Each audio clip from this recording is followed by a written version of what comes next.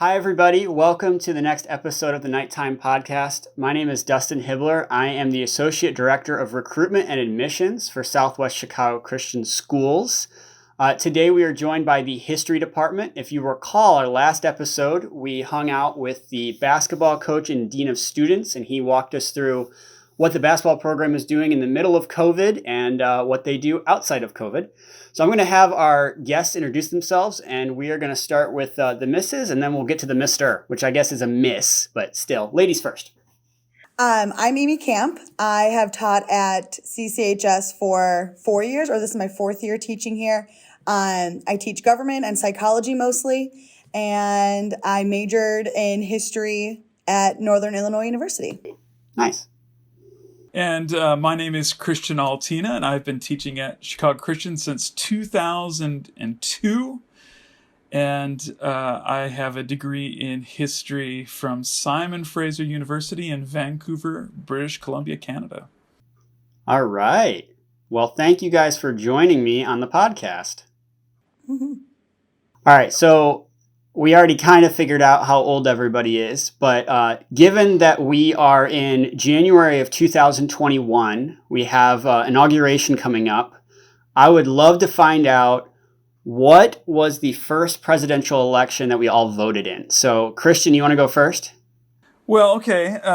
So that election was 1988, and that was George H.W. Papa Bush against, Michael Dukakis. Michael Dukakis, the Democrat from Massachusetts. And it was actually a wacky kind of election. Bush won in a landslide, but some of the more famous things from that election were Michael Dukakis riding a tank for which he was roundly criticized and kind of mocked because he looked ridiculous. It was actually more noted for the vice presidential debate, in which the Democrat Lloyd Bentsen just dropped the mic on the Republican Dan Quayle. Dan Quayle had been talking about or answering the question of his inexperience because he was so young. And he compared himself to Jack Kennedy, so former President Kennedy. And Bentsen, you could see, it's worth going back and looking at the video because Bentsen, as Quayle is describing himself as Jack Kennedy, Bentsen just gets this big smile on his face because he knows he was going to say something like that. And Bentsen just drops the mic and he says, Senator, I served with Jack Kennedy. I knew Jack Kennedy. Jack Kennedy was a friend of mine. Senator, you're no Jack Kennedy. And the crowd just erupted. And it was a total mic drop moment. That was probably one of the more notable things from that election. And then the other, I was pretty politically active then, and I was a freshman in college. And I actually had the opportunity to meet during the primary on the Democratic side, Paul Simon from Illinois. And he didn't obviously get the nomination, but he was very notable for kind of his kind of aw shucks personality, and he wore a bow tie, and he was kind of one of those kind of people that were kind of awkward but kind of hip, and so a lot of the young people liked him for that kind of quirkiness. And I was going to say, it's kind of funny that we couldn't remember who ran against HW, but that just goes to show you that it's not always, sometimes it's just the president who's memorable, not the person who lost. Well, you don't remember the loser. Right, exactly. Right. I'll take the next one, and then we'll have Amy finish it off. So I got to vote in the Trump versus Clinton election. It was a very, very weird time to be my first election, and I was in college. I was at Calvin, and I just remember how late we all stayed up waiting to find out the results. And I think Eastern Standard Time, I think they called it about 3:30 in the morning. Yeah, that's right. But it was very controversial in terms of the campus. We had a lot of people on either side, and so it was very interesting to be at campus the next day. Classes were canceled. A lot of hearts were hurt. I think that's probably the best way to put it. But yeah, that was the first one, and that was only, one election ago, because we just had one. So what about you, Amy? What was your first one? So my first one was in 2008, between John McCain and Barack Obama, and I was a freshman in college, and yeah, I just remember coming home from North Park University before I transferred out of there, and coming home and voting, like with my family and everything. We all went together to go vote. So yeah, it was cool to me that it was like I finally got to vote. So that was fun, and now I get to teach about elections and stuff like that. So yeah. Very, very cool. All right, so let's transition here. We've talked about our backgrounds. So both of you teach in the history department. You teach different classes, obviously, and I'm curious, how exactly in an election year and out of an election year do you incorporate presidential elections? So obviously, now we're going to have an inauguration, but like last year when the debates were going on, we were trying to figure out who was going to get nominated. How do you weave that into your curriculum in a year and out of a year that has to do with a presidential election? I'll let Amy start on that one because she's the government teacher. Okay. It's very cool to teach during an election year. I've taught 2 election years, I guess. So in 2016 and this year, and each has been different. They've both been at different schools. One was on like the south side of the city, and one was here at Christian High. And here at Christian High, we go through like this simulation of a presidential election where each group, the class is divided into groups, and they come up with their own political parties, their own platform, and they run for office. And we have, so it's really cool and really fun to see. They make their own propaganda, TV ads, press conferences, debates.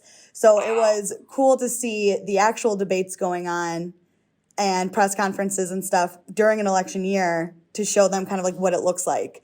So that was fun to do. And then we kind of have like primaries where each class is their own primary. And then the winner of that class goes to a final debate where then the whole school can vote on who the president is. And then they are the president for that like year, I guess. So, yeah. And I think I've seen students give Mr. Drury stickers and buttons. So you're not kidding when you say they go all out. Oh yeah. So where are some other ones? Yeah, so we have different types of propaganda and stuff. Yeah. And they have to incorporate a theme in there and get a slogan that goes along with their theme, and get supporters from like teachers or endorsements and stuff like that. So it's really cool. And at the end of it, they're like, that was a lot of work. And I was like, yeah, it is. Can you imagine it being like for real? And so it's really cool to see them go through that process and stuff, especially during like an election year where it's so real to them because they see it outside of class more so too. So it's just cool. So does that occur inside and outside of an election year? And if that occurs regardless, what time of year does that happen? So it occurs every year, and it's during October. The goal is to have the final vote or the final election time or be on election day in November. Sometimes we go a little over, but the point is to have like the voting done on when you would actually vote, when you're eligible to vote, because we have the sophomores sophomores take government, and they're only 16, so they wouldn't be able to vote, obviously. So then when they're out of class, they're like, oh, well, this is the time that I would be able to vote when I'm 18. That makes sense. Cool. Yeah. And for me, as a history teacher, I don't do a ton of teaching about elections themselves. The one that I do a very deep dive on is the election of 1860. That's Abraham Lincoln's election. Of course, the consequential result of that was the secession of states led by South Carolina, and then the advent of the Civil War a few months later. So we do a deep dive into that election. I spend a lot more time with my students reading inaugural addresses. And so Lincoln's, particularly his second inaugural, in fact, my students read both the first and second and compare the sentiments in each, one given before the start of war, one towards the very end of the war, and actually near the end of Lincoln's life. We read Thomas Jefferson's inaugural address, really important one, and we've actually done comparisons between, for instance, Barack Obama's address and Donald Trump's address in 2016. Every March, I look at presidencies, so not specifically elections, and we have a competition that's actually now 10 years in the making. It's called Presidential March Madness. And it got a little bit disrupted, obviously, with COVID last year. But every year in March, we spend the entire month working 32 presidents through 4 regionals. And each of my 4 U.S. history classes then gets a regional, and they work to select through the various parts of the bracket to choose their class candidate in rounds like domestic policy round, foreign policy round, character, and then it becomes a 4-way race for the presidency. So obviously we usually just have 2 candidates, but we have had elections like 1860 where we've had 4 presidential candidates vying against each other. I think the other, I think we're going to address the question of today's political climate later, so I'll just stop there. Sounds good. Yeah. So it's interesting how different, I mean, obviously you teach different classes. Government is obviously more of our, how do things function? How do we get where we are? How are, laws and bills made, versus more of the retrospective, looking back over history. So that makes sense about how you guys address those things differently. And that's also very informative. So thank you both for articulating that. That brings us to what you had just mentioned, Christian, which is the here and the now. So we have a new president that's going to be inaugurated here in about a week. And we are going to have a female VP for the first time in U.S. history, which is pretty cool. So for starters, I just want to ask, do your classes typically watch the inauguration if it's on air while you have a class? What does that look like in your classes? Well, sadly, government is only a semester-long course, so I won't have my Gov students next week, which I wish I did, to watch it, because I would absolutely put it up there to on the screen to watch while it happened. When I taught at my other school for a couple of years, we did watch Trump's inauguration live and stuff. So I would totally have my classes watch it. I might have my other classes watch it, like sociology and psych, because it would just be a good thing to watch, to see. For sure. Yeah, that day in my class, we typically pause kind of regular curriculum, and I just kind of have it going, and we just kind of watch it. And I might have an assignment for them to work on in some unit that we're studying, because there's a lot of downtime. But then, if some politician or the candidate himself starts giving his speech or address, then obviously you're going to watch that. It's definitely a part. It's one of those teachable moments. And of course, this last couple weeks, I've taken 2 of my class periods to discuss the events of January 6th.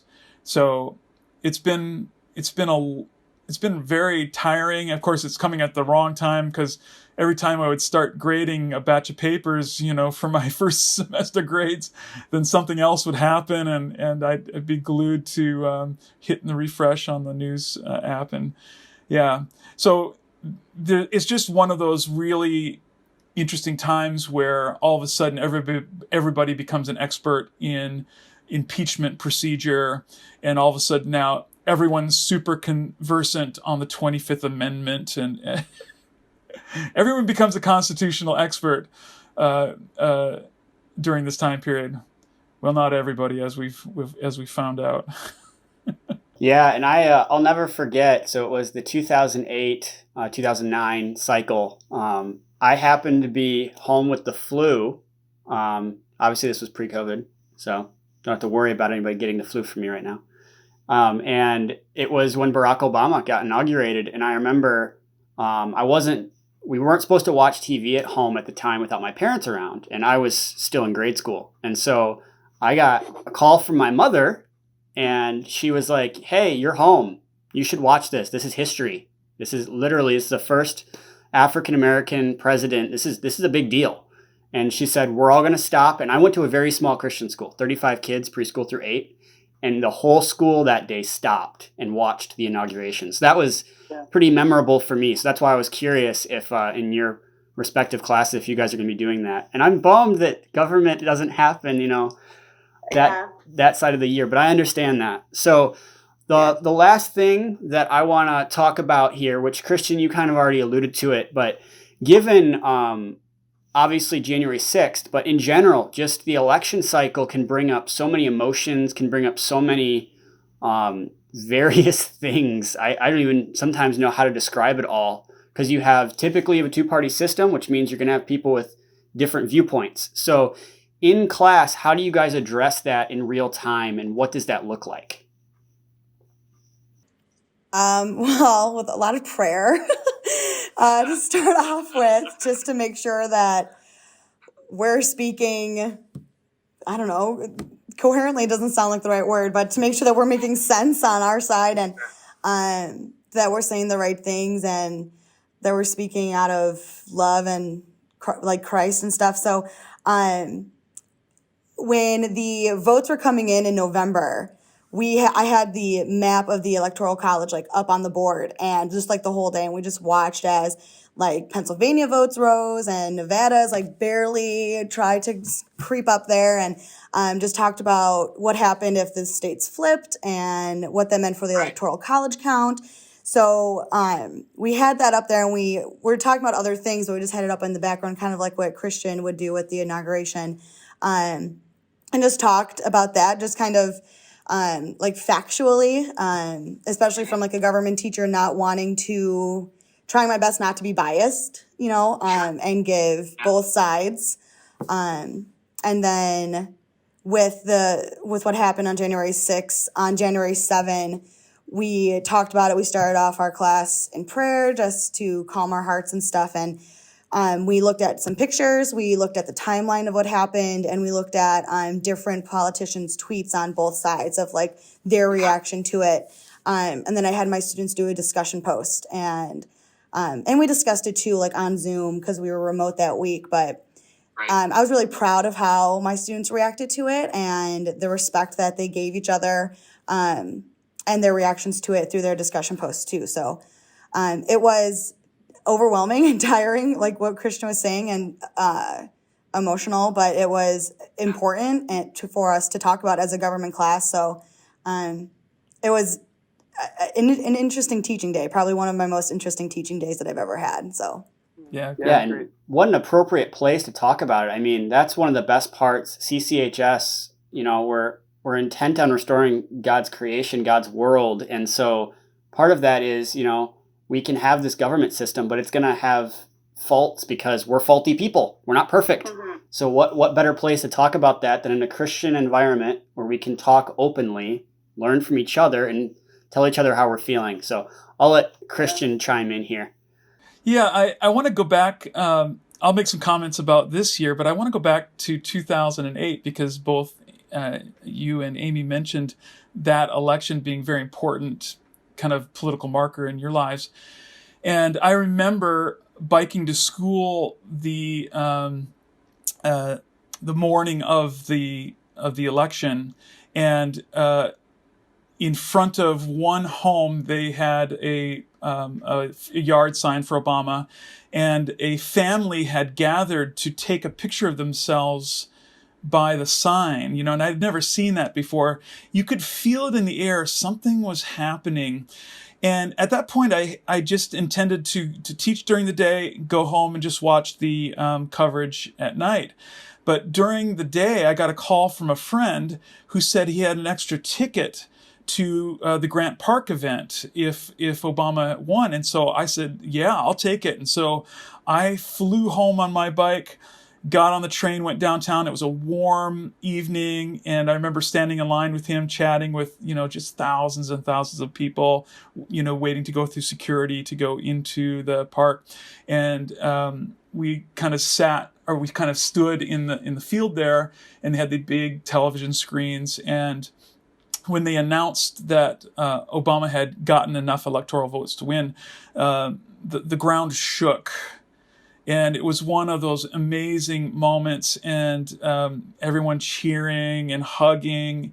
And I remember an old African-American couple standing next to me in the crowd, and of course, huge smiles on their face, but tears streaming down their cheeks. And it was one of those moments I cherish and I'll never ever forget. And I showed John McCain's concession speech, and I showed it last week to my students to provide context for what we saw happening on January 6th. And when John McCain arrived to his what he would hoped had been his victory celebration, and he started his speech, and as soon as he mentioned Obama's name, his supporters started booing, and he calmed them down. And then he said his name again, Obama's name again. They booed again, and he put his hands out like this, and then he went into the speech, into his concession speech, and talked about what an achievement it was for Barack Obama, and what it meant, this great moment to have an African-American president. And literally 2 minutes later, after having booed Obama, he has that crowd applauding his victory. And I didn't have to say anything. The students got it, right? This was a moment, because January 6th was one of the darkest political days in modern American history. And it's an indication of our current political crisis. And I wanted to leave my students not with a sense of doom and gloom, but a sense of real possibility. Because obviously students think 2008 was forever ago. It really wasn't. And I go back to that 2008 concession speech by John McCain. And it's just a thing of beauty. And if those of you watching this podcast, if you have not seen that speech, you absolutely have to. It will reaffirm your faith in what politics can be. And it's always going to be ugly. It's always a bit of blood sport. And obviously as Christians, we have very important things to consider when we cast our vote for president. So we don't want to minimize that there is an appropriate way to be kind of forceful in your opinions.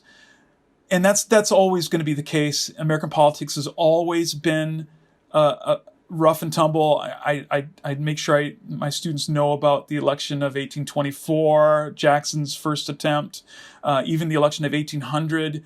They're shocked by how much vitriol and the kind of even spicy language was being used in the press, because they have this sense that everything was, polite and proper in those days. It certainly wasn't. But again, John McCain reminds us of what character means for a politician. Just really does. Yeah, thank you for sharing that. So that was 2008. So with the current stuff going on, so that's how you've interwoven. So you said you had John McCain's concession speech, and you showed that in kind of reflection of the January 6th events. Yeah, I think John McCain puts Donald Trump's lack of a concession into context. And, there are perfectly good faith arguments for why somebody would have voted for Donald Trump. And Amy, you talked about the need to remain neutral in the classroom, and I think that's something that teachers, particularly social studies teachers, have to really struggle with. It's not something our colleagues in the math department really have to deal with so much. It's easy to be neutral about the Pythagorean theorem or something like that. Although I hate it. But I think this moment is above politics. And I tell the students, listen, we have to really evaluate what happened in January 6th. January 6th was a travesty for our country. And it's not, this event is more serious than any policy position between a Democrat and Republican. This is about the rule of law. It's about our historic institutions. It's about our Constitution. It's about integrity. It's about the use of language and character. And these things I don't think we can be neutral about in a Christian school. And I know that might ruffle some feathers, but I just really think that at this moment there is a need to say something definitive about what happened on January 6th. Yeah, in my class, we were talking about the Bill of Rights and particularly the First Amendment, which gives, everyone the right to protest. And I posed the question for their discussion post, was this a legitimate way to protest? And 100% of the students said no, it wasn't. Once they broke those windows going into the Capitol, it was no longer a protest and no longer legitimate under the First Amendment. So it was just interesting to hear them take what they're learning in class and truly applying it to a real world example that is so important for them to start to digest and to see that it was not a way to express your right to protest. So, yeah. Yeah, it's absolutely fascinating, just everything that's transpired in the last year. I mean, we think of COVID-19 hitting the United States, and then we had an election cycle. We had debates, and the debates were fiery. And then we had what felt like an election week instead of an election day. I mean, election month, practically. For lack of let's be honest, it was an election month. And so now here we are, January, days away from inauguration, and just with the idea of January 6th just transpiring. And hopefully we can have things go back a little bit to normal. I know that word even seems weird to say these days because COVID's been around for almost a year now. But I appreciate you guys coming on and talking about it, especially given the fact that we can't all be in the classrooms, right? We're limited on our shadow days, and we can't always. It would be awesome to bring more kids in to sit in on your classes, especially on Inauguration Day, but with COVID, we're restricted by that. So I appreciate you guys giving us a little peek into what happens in the history department. And I think that wraps us up. So I'll conclude here. So just to sum up, everybody, we have Christian Altena and Amy Kamp. They're in the history department at CCHS. We talked about which elections we voted in first, which gave us an indication of how old Christian is. 51. We then discussed how we incorporate the election cycle in and out of an election year into the curriculum, and I appreciated how Amy talked about that, including the buttons and the stickers that go out to our students. And then, of course, we talked about recent events, and I appreciated, Christian, how you tied in John McCain's concession speech into the present day. 2008 doesn't feel like it was that long ago, but it was already, double-digit years. So thank you guys for tuning in. We will have another podcast going in February, and we will see you next time.